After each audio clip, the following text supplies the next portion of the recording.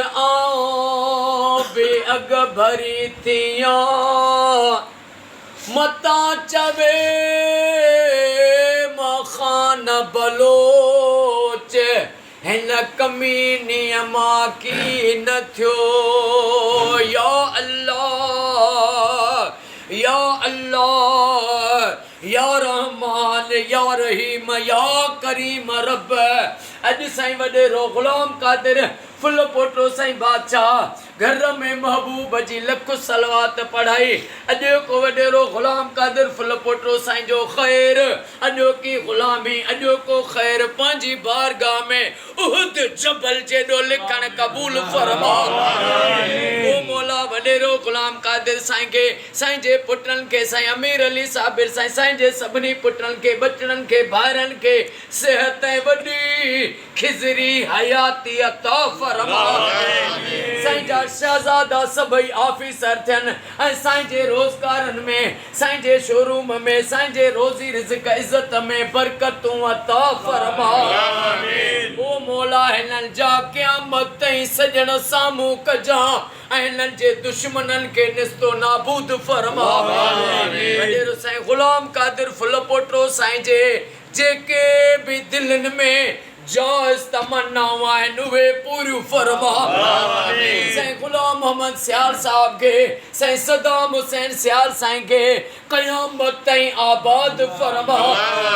असांजे जमात जे निगरान साईं अरबाब अली मेतलो साईं के साईं जे बचड़नि के सेहत अता फरमा। गुलजार अली फुल पोटो साईं जा बच्चा घर ऐं आबाद कर साईं जे पुट इज़ार अली फुल पोटो के सरकारी नौकरी अता फरमा।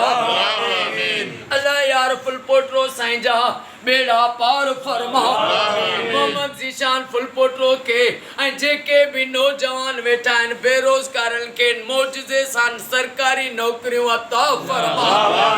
गुलाम शबीर अब्बासी साईं जो बेड़ो तार ओ मौला असां सभिनी जी अॼु मदद फरमा। गुलाम कादिर वडेरो साईं जंहिंजे लाइ दिल में सोचे थो दुआ जे लाइ उन्हनि जा भी बच्चा घर आबाद फरमा।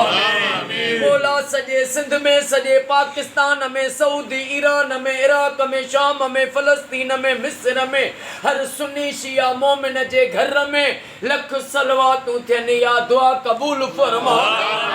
अली असगर जो वास्तो थी महबूब जी उम्मत के फिरके वारियत खां बचा। बोलिया अल्लाह वली सगोरन जे दसियल वाट ते हलण नसीब फरमा।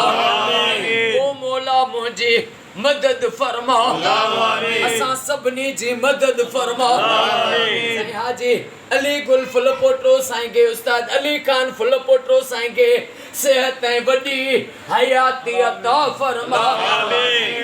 इन्नल्लाह व मलाइकतहु युसल्लूना अलल नबी सल्लल्लाहु अलैहि वसल्लम या अय्युहल्लज़ीना आमनू सल्लु अलैहि व सल्लिमू तस्लीमा। अल्लाहुम्मा सल्लि अला मुहम्मद व आले मुहम्मद ला इलाहा इल्लल्लाह मुहम्मदुर रसूलुल्लाह नारा